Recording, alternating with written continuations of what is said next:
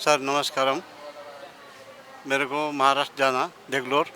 सुबह 7 बजे से बैठा, गाड़ी नहीं है, इसके लिए वेट कर रहे। कब आता सर गाड़ी, इसके लिए परेशान है। आप कितने समय से इस बस स्टॉप पे वेट कर रहे हो? सुबह 7 बजे से, 7 बजे से अभी अभी तक ये टाइम में। आपको मालूम था क्या आज तेलंगाना में और आरटीसी बसों का समय है और बसेस नहीं आता, ऐसा आपको मालूम हो? नहीं नहीं मालूम था सर, नहीं मालूम, इसलिए यहाँ आके बैठ गए, परेशान है। अभी सिर्फ बसेस के आप वेट कर रहे हैं इधर? हाँ, बस का वेट कर रहे सर, बस का वेट कर रहे।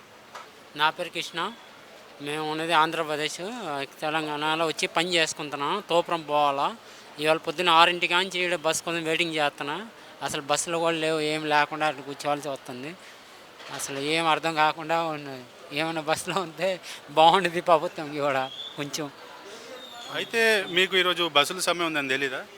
నాకు తెలియదు సార్, మేము ఇవాళ వచ్చాం ఊరి నుంచి వచ్చి మా వాళ్ళ దగ్గర పోవాలని వచ్చాం. మాకు తెలియదు ఆ సంగతి, తెలిసి అంతే మాట్లాడు. అయితే మీరు కేవలం బస్సెస్ కోసం వెయిట్ చేస్తున్నారు, బయట కూడా వెళ్ళి ప్రైవేట్ ట్రావెల్స్ ఏమన్నా కనుక్కున్నారా? పైసలు ఎక్కువ అడుగుతున్నారు, బయట పోవాలంటే పైసలు ఎక్కువ అడుగుతున్నారు. ఇప్పుడు తోపురంకి ఇటు నుంచి 140 రూపాయలు, వాళ్ళు అయితే 1000 రూపాయలు అడుగుతున్నారు. బయట పోవాలకి 1000 రూపాయలు యాడ్ ఇస్తామని పని చేసుకున్న వాళ్ళం మనం. వాళ్ళేమో బయటనే మాట్లాడితే 1000 రూపాయలు అడుగుతున్నారు. ఇప్పుడు దానికోసం బస్ కోసం వెయిటింగ్ చేస్తాం. మరి ఇక్కడ అధికారులను అడిగితే బస్సులు వస్తాయని చెప్పారా? మేము అడిగితే వస్తాయని చెప్తున్నారు, కానీ మళ్ళీ వస్తాయో తెలియదు, కానీ వస్తాయని చెప్పారు. మా ఇప్పటిదాకా ఆడిపోయాడు కూడా అడిగాను నేను ఇందాకసేపు నుంచి. వస్తాయి అమ్మ తమ్ముడు కూర్చో, కొంచెం మిస్టేక్ ఉంది, వస్తాయి ఆయన కూడా మాట్లాడారు. బూదెమ్మ మాల్తుమ్మ మాది బూదెమ్మ, గొప్పలపేట వెళ్ళాలి. పొద్దున 8:30కి వచ్చిన పిల్లలు తీసుకొని ఇది వరకు బస్సులు ఏం లేవు. మరి ఎప్పుడు వస్తాయి, ఎప్పుడు వెళ్ళాలి, ఎట్లా పొద్దుపోతే ఎట్లా మరి మా పిల్లలకు ఆకలి అంటారు. పైసలు అయితే సరిపోని ఉండాలి నాకు డబ్బులు, మరి ఎట్లా, అందుకోసమే వెయిటింగ్ ఉన్నాం ఇక్కడ. అయితే మరి ఇలా ఆర్టీసీ బస్సులు సమ్మె అంటారు కదా, మరి మీకు తెలియదా? తెలుసుంటే రాకనుంటాం ఇక్కడ, అసలే తెలియదు. మరి వాళ్ళు కూడా ఏమంటారు అంటే, మేము 15 గంటలు పని చేస్తున్నాం, మాకు జీతాలు టైంకి ఇస్తలేరు, సరిపడంత జీతాలు ఇస్తలేరు, అందుకే మేము ప్రయాణికులను ఇబ్బంది పెట్టాల్సి వస్తుంది అని చెప్పి వాళ్ళు అంటారు. దీన్ని ఎట్లా చూస్తారు మీరు? ఎట్లా చూస్తారంటే పబ్లిక్ పర్సన్ గారు ఇక్కడ సంటి పిల్లలు తీసుకొని ఉన్నారు. పిల్లలు చూడు ఎట్లున్నారు, పిల్లలకు ఇబ్బంది కదా.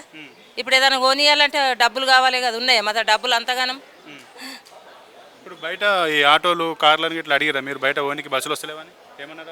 అడిగిన ఇప్పుడు కారు బస్సు అది ఆటో కట్టుకొని వచ్చినాం, బంజారాయిస్ నుంచి వచ్చినాం వీడికి. 200 తీసుకున్నాడు ఆయన. ఇప్పుడు మీరు గోపాల్పేట ఓనికి అడిగిరా బయట ఎవరైనా బస్సులు వస్తలేవు కదా? అడగలేము. బస్సు అధికారులను అడిగారా మీరు, ఎప్పుడు వస్తుంది బస్సు? ఎవరు ఓళ్ళు ఉంటారు, వాళ్ళు మాకేం తెలుసు, మగవాళ్ళ కంటే తెలుస్తుంది, ఆడవాళ్ళకి ఏం తెలుస్తుంది సార్. మరి కాదు, అస్తమాన బస్సులు బంద్ అంటున్నారు. బస్సులు బంద్ అన్నాక మరి మొత్తం నిన్న చెప్పినా అయిపో కదా బంద్ అని, రాకనే ఊకుంటుంటుంది. అంత దూరం కలిసి ఇంత దూరం అసలు అవసరం? మేము కామెడీ తొలగి వచ్చినాం. ఇప్పుడు 300 చార్జ్ అయింది. ఇప్పుడు మరి 300 మేము తెచ్చుకున్నాం. మేము ఇట్లా బస్సు ఉందనే మేము వచ్చినాము. మరి పైసలు లేకపోయి ఇప్పుడు ఎట్లా, మా పరిస్థితి ఏం కావాలి?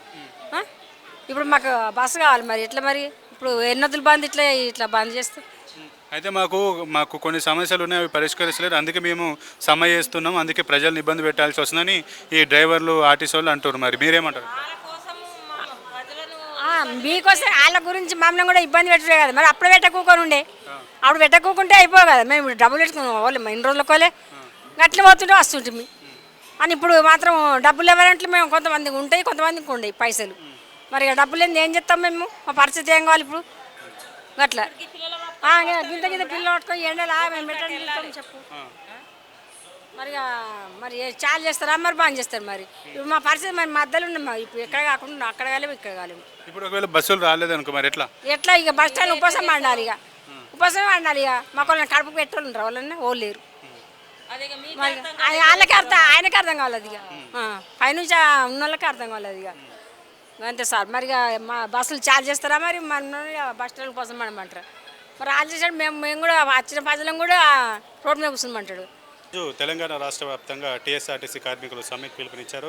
దానివల్ల సామాన్య ప్రయాణికులు అయితే చాలా వరకు ఇబ్బందులు పడుతున్నారు. దాంతో రోజువారీ ఉద్యోగాలకు వెళ్ళేవారు, అలాగే తమ యొక్క గమ్యస్థానాలకు చేరుకోవడానికి సుదూర ప్రాంతాలకు ప్రయాణించేవారు కూడా ఈ యొక్క ఆకస్మిక సమ్మె వల్ల చాలా వరకు అయితే ఇబ్బంది పడుతున్నారు.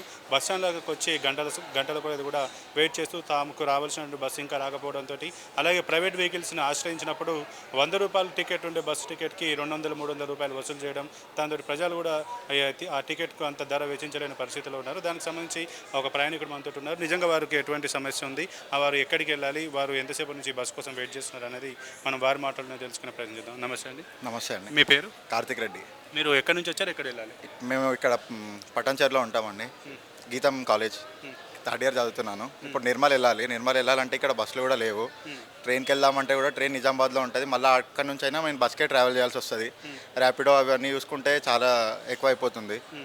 ఇంకా బస్సులు లేనందువల్ల చాలా ఇబ్బంది ఫేస్ చేయాల్సి వస్తుంది. మీరు ఇప్పుడు నిర్మల్ వెళ్ళాలని చెప్తున్నారు కదా, ఇప్పుడు ఒకవేళ ప్రైవేట్ అంటే ఇక్కడ బస్సెస్ లేవు, మరి ఒకవేళ ప్రైవేట్ వెహికల్స్ని కన్సల్ట్ చేశారా? చార్జెస్ అడుగుతున్నారండి. ఇక్కడ 300-400 చార్జెస్ ఉంటే అక్కడ 1000 అవుతుంది. ఏసీ బస్సులో వెళ్ళాలన్నా దీనిలో వెళ్ళాలన్నా 1000 అవుతుంది. డబుల్ రేట్స్ అవుతున్నాయి. ఇంకా ఈ ఆర్టీసీ కార్మికులు ఏదైతే అనుకోకుండా ఇప్పుడు ఒక సమ్మెను అయితే చేశారో, సమ్మెకు పిలుపునిచ్చారో, దీనివల్ల సామాన్య ప్రజలు ఎట్లా ఇబ్బందులు పడుతున్నారు మీరు భావిస్తారు? సామాన్య ప్రజలు చాలా ఇబ్బంది పడతారు. ఎందుకంటే అందరూ అంత రిచ్గా ఏమి ఉండరు కదా, అందుకే కొంచెం వెళ్ళడానికి ఇబ్బంది పడతారు. అందరు max 60% of people RTC bus వల్లనే ట్రావెల్ చేస్తారు. కాబట్టి ఆ ట్రావెలింగ్ లేకుంటే ఇంకా చాలా ఇబ్బంది పడతారు కదా.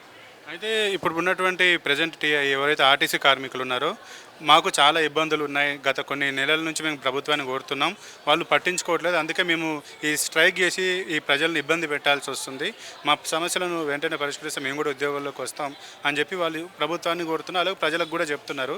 ఒక సామాన్య ఒక ప్రయాణికుడిగా మీరు వాళ్ళ మాటల పట్ల వారి యొక్క బాధను ఎట్లా అర్థం చేసుకుంటారు? ఓకే, వాళ్ళకు కూడా బాధ ఉంది, నేను యాక్సెప్ట్ చేస్తా. అది వాళ్ళకు కూడా ప్రాబ్లమ్స్ ఉన్నాయి. వాళ్ళు కూడా రోడ్డెక్కి వాళ్ళ ప్రాబ్లమ్స్ క్లియర్ కావాలని వాళ్ళు కూడా అనుకుంటారు. కానీ వాళ్ళ ప్రాబ్లమ్స్ని పక్కన పెడితే ప్రయాణికులు కూడా ఇబ్బంది పడుతున్నారు కదా చాలా. అందుకే వాళ్ళు ఏదో ఉంటే కొంచెం తొందరనే సాల్వ్ చేసి, గవర్నమెంట్ కూడా కొంచెం తొందరనే సాల్వ్ చేస్తే ప్రయాణికులకు కూడా ఇబ్బంది ఉండదు, తొందరగా వెళ్ళిపోవచ్చు అని అనుకుంటున్నాను.